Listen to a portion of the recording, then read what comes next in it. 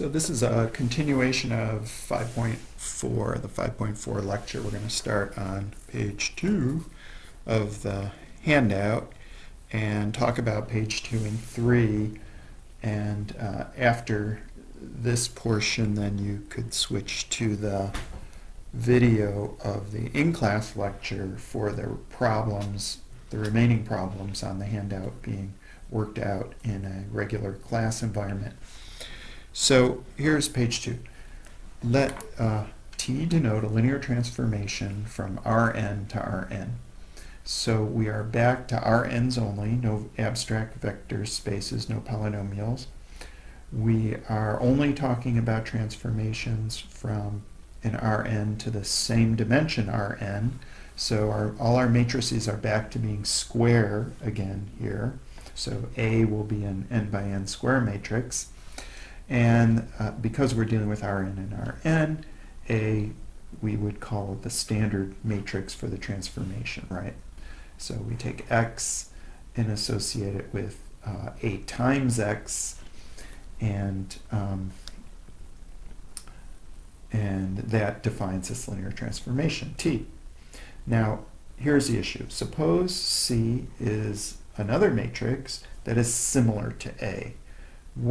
What's the relationship between C and A as far as this linear transformation is concerned?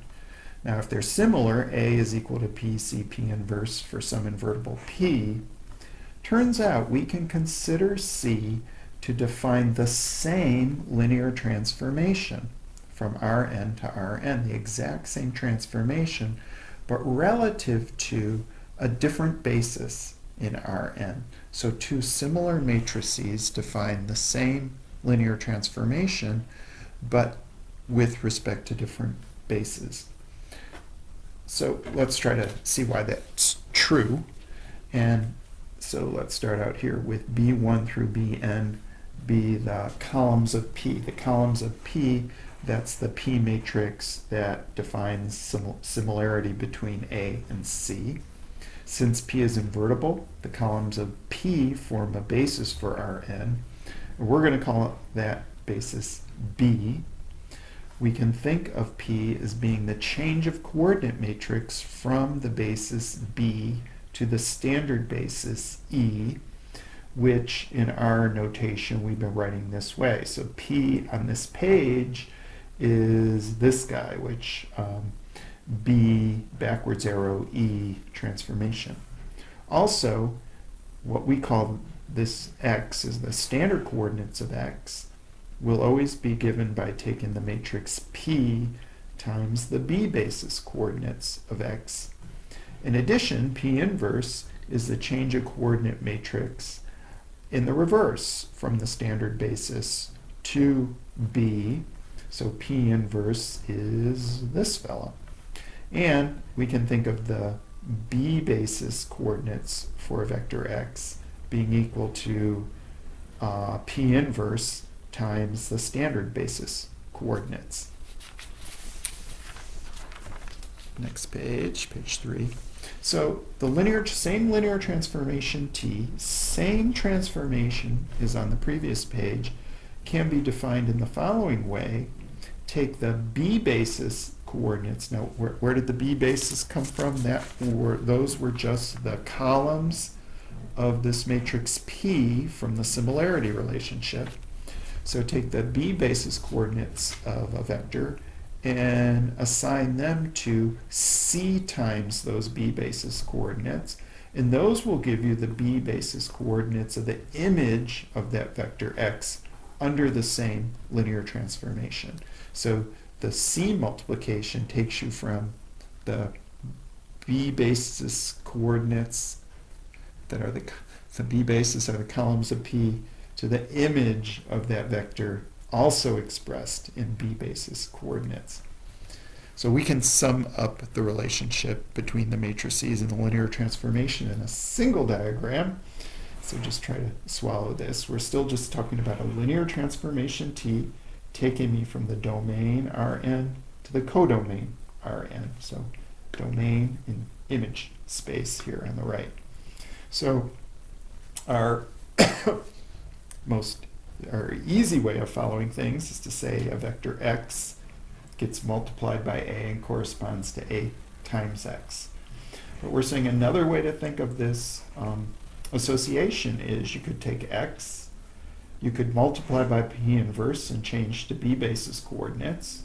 You could multiply by c to get the image in